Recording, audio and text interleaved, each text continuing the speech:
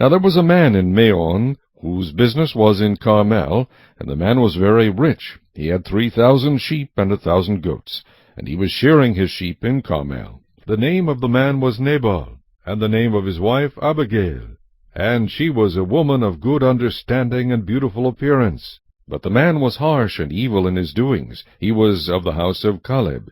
When David heard in the wilderness that Nabal was shearing his sheep, David sent 10 young men, and David said to the young men, Go up to Carmel, go to Nabal, and greet him in my name. And thus you shall say to him who lives in prosperity, Peace be to you, peace to your house, and peace to all that you have. Now I have heard that you have shearers. Your shepherds were with us, and we did not hurt them, nor was there anything missing from them all the while they were in Carmel. Ask your young men, and they will tell you. Therefore let my young men find favor in your eyes, for we come on a feast day. Please give whatever comes to your hand to your servants and to your son David. So when David's young men came, they spoke to Nabal, according to all these words in the name of David, and waited. Then Nabal answered David's servants, and said, Who is David, and who is the son of Jesse? There are many servants nowadays who break away, each one from his master. Shall I then take my bread and my water, and my meat that I have killed for my shearers, and give it to men when I do not know where they are from? So David's young men turned on their heels and went back, and they came and told him all these words. Then David said to his men, Every man gird on his sword. So every man girded on his sword, and David also girded on his sword. And about 400 men went with David, and 200 stayed with the supplies. Now one of the young men told Abigail, Nabal's wife, saying, Look, David sent messengers from the wilderness to greet our master, and he reviled them.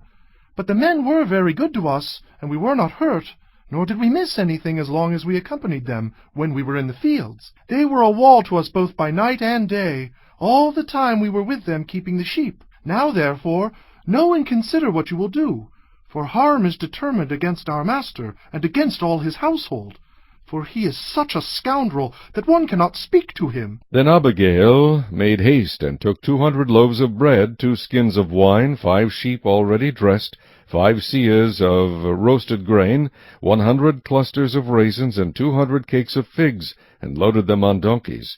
And she said to her servants, Go on before me. See, I am coming after you. But she did not tell her husband Nabal. So it was, as she rode on the donkey, that she went down under cover of the hill. And there were David and his men coming down toward her, and she met them.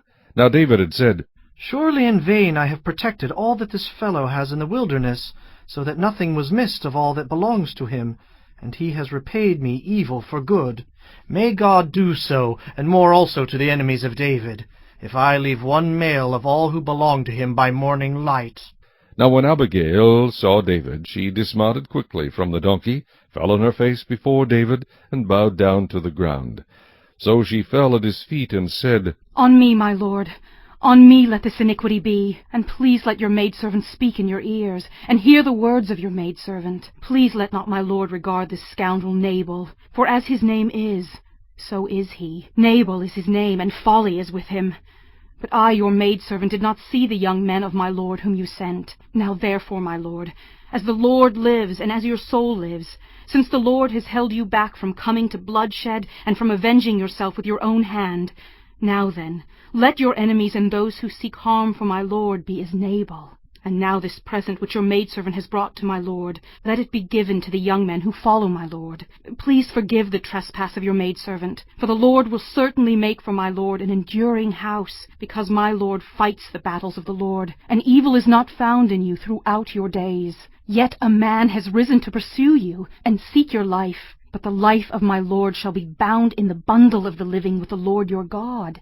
And the lives of your enemies he shall sling out as from the pocket of a sling. And it shall come to pass, when the Lord has done for my lord according to all the good that he has spoken concerning you, and has appointed you ruler over Israel, that this will be no grief to you, nor offense of heart to my lord, either that you have shed blood without cause, or that my lord has avenged himself. But when the Lord has dealt well with my lord, then remember your maidservant.